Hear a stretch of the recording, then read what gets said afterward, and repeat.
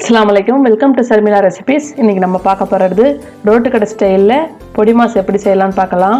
இந்த பொடி மாஸ் ரொம்ப டிஃப்ரெண்டான ஸ்டைலில் ரெடி பண்ணியிருக்கேன். ரொம்பவே சூப்பராக இருக்கும். ட்ரை பண்ணி பாருங்கள். இது சப்பாத்திக்கு, பரோட்டாக்கு, சாம்பார் சாதம், ரச சாதத்துக்கெல்லாம் ரொம்பவே சூப்பராக இருக்கும். ட்ரை பண்ணி பாருங்கள். நான் ஒரு 5 முட்டை எடுத்து வச்சுருக்கேன். ஒரு பெரிய சைஸ் வெங்காயம், ஒரு 5 வெங்காயத்தை நல்லா சாப்பரில் நைஸாக கட் பண்ணி எடுத்து வச்சுருக்கேன். ஒரு பெரிய சைஸ் தக்காளியை சாப்பர்லேயே கட் பண்ணி எடுத்து வச்சுருக்கேன். ஒரு 2 பச்சை மிளகா கட் பண்ணி எடுத்து வச்சுருக்கேன். கருவேப்பிலை எடுத்து வச்சுருக்கேன். இப்போ ஒரு பேனில் ஒரு 3 ஸ்பூன் அளவுக்கு ஆயில் சேர்த்துக்குங்க.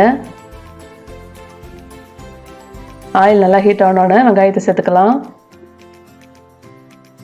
இப்போ வெங்காயத்தை நல்லா நைஸாக கட் பண்ணி எடுத்து வச்சுருக்கேன். வெங்காயத்தை சேர்த்துக்கலாம்.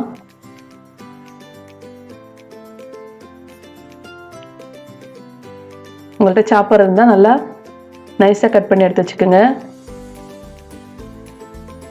நல்லா மிக்ஸ் பண்ணி விட்டுக்கலாம். வெங்காயம் கொஞ்சம் நல்லா வதங்கட்டும்.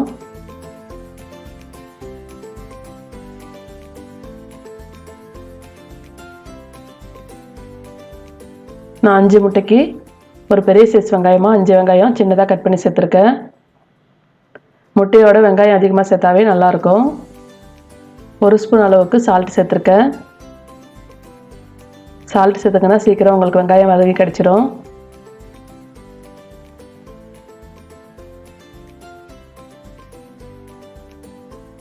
வெங்காயம் நல்லா வதங்கணுன்னு தக்காளி சேர்த்துக்கலாம்.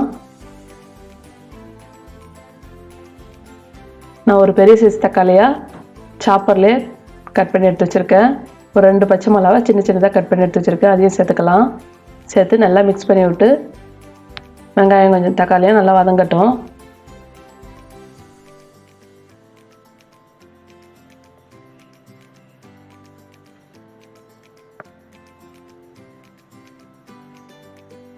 இப்போ ஒரு 2 நிமிஷம் மூடி போட்டு வச்சுருங்க. வெங்காயம் தக்காளி நல்லா வதங்கிடுச்சு பாருங்கள். இதுக்கப்புறம் நம்ம மசாலா சேர்த்துக்கலாம்.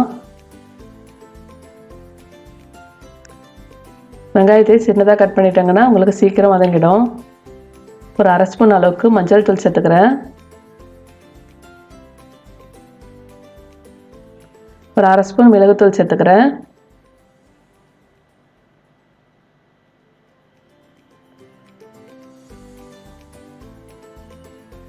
ஒரு 1/2 ஸ்பூன் அளவுக்கு மிளகாய்த்தூள் சேர்த்துக்குங்க. சேர்த்து நல்லா மிக்ஸ் பண்ணி விட்டுக்கலாம்.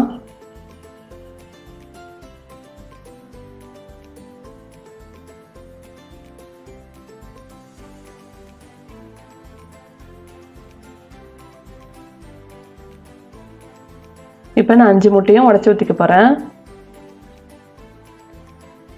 இப்போ ஒரு முட்டையாக உடச்சி ஊற்றிக்குங்க.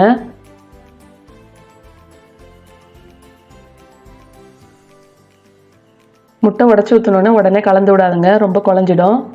ஒரு 2 நிமிஷம் அப்புறம் நம்ம பரட்டி விடலாம். அப்போ தான் உங்களுக்கு முட்டை பொடி மாசு நல்லா பெரிய பெரிய சைஸாக கிடைக்கும்.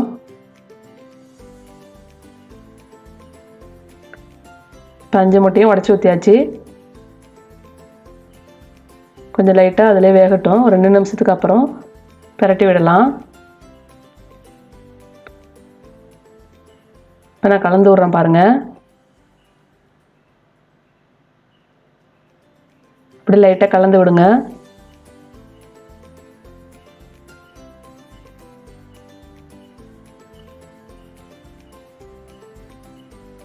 இந்த முட்டை பொடி மாஸ் உங்களுக்கு டிஃப்ரெண்டான ஸ்டைலில் ரொம்பவே சூப்பராக இருக்கும். அப்படியே ரோட்டு கடை ஸ்டைல்லே இருக்கும். நல்லா பரட்டி விட்டாச்சு. இப்போ இன்னும் ஒரு கூடுதலான டேஸ்ட்டை கொடுக்கறதுக்கு நம்ம 1 ஸ்பூன் அளவுக்கு சிக்கன் மசாலா தூள் சேர்த்துக்கலாம். சேர்த்துங்கன்னா நல்ல ஒரு ருசியை கொடுக்கும் உங்களுக்கு.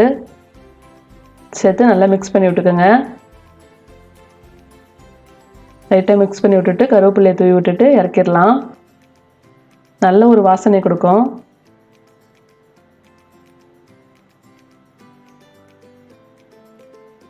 ரோட்டு கடை பொடி மாஸ் ரெடி ஆயிடுச்சு.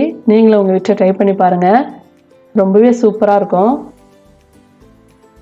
ட்ரை பண்ணி பார்த்துட்டு கமெண்டில் சொல்லுங்கள். இந்த வீடியோ பிடிச்சிருந்தா லைக் பண்ணுங்கள், ஷேர் பண்ணுங்கள். மறக்காமல் நம்ம சர்மிளா ரெசிபீஸை சப்ஸ்கிரைப் பண்ணுங்கள். பக்கத்தில் இருக்க பெல் ஐக்கானும் ப்ரெஸ் பண்ணிக்கோங்க. அப்போ தான் நம்ம எப்போல்லாம் ஒரு வீடியோ போடுறோமோ உங்களுக்கு நோட்டிஃபிகேஷனில் காட்டும். உங்கள் ஃப்ரெண்ட்ஸ் அண்ட் சர்க்கிளில் நிறைய ஷேர் பண்ணிக்கோங்க. அடுத்த ஒரு இன்ட்ரெஸ்டான வீடியோவில் சந்திக்கலாம். தேங்க்ஸ் ஃபார் வாட்சிங்.